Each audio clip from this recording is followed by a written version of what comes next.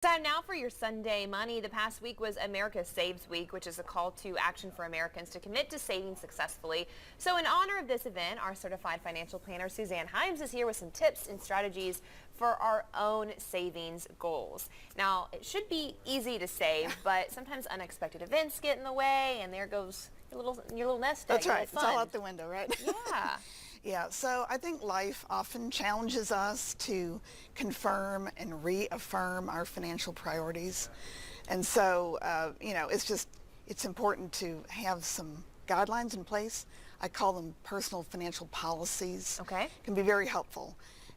So some examples of that would be, let's say, every time you get a new car, you're going to not have a car loan longer than 4 years. That would be, you decide that in advance. Or replacing a cell phone, you're going to keep it at least 3 years.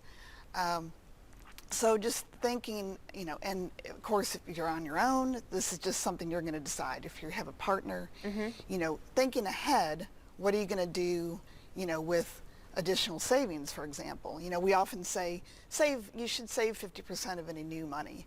But a policy would say, I will save 50% of any new money for the coming year or 2 years. And so it just helps you keep on track to kind of like goals. rules for yourself. Yeah, exactly. Exactly. What other things can you do to kind of help keep yourself in that good path? Yeah, exactly. So, basics are tried and true, and, they're not necessarily exciting, but they do work.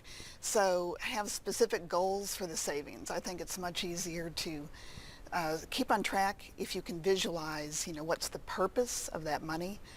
Again, automate savings as much as possible. Pay yourself first.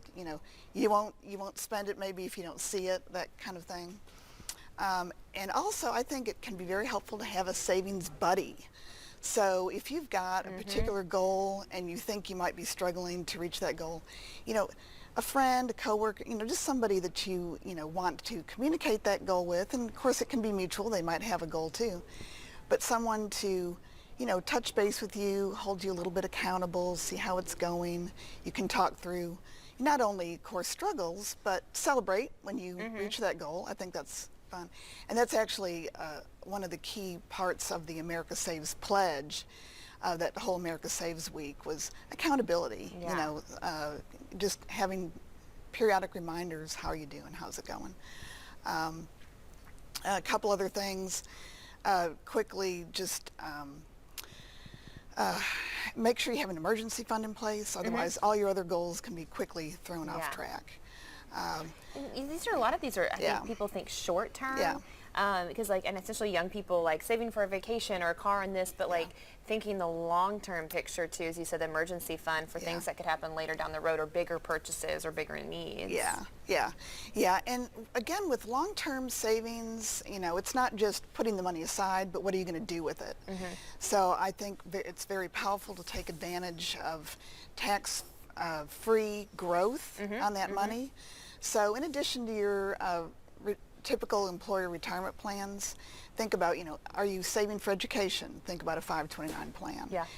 If you're saving for retirement, also think about a Roth IRA.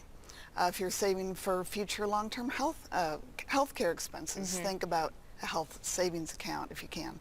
So putting that money to work, and make sure, again, for longer term, long time horizons, make sure you're investing for some growth to keep up with inflation, to keep the purchasing power of that savings working for you. Lots of different things to think about. Yeah. Suzanne, thank you. Of course, you can always reach out to a financial advisor if you need help kind of navigating that as well. Absolutely.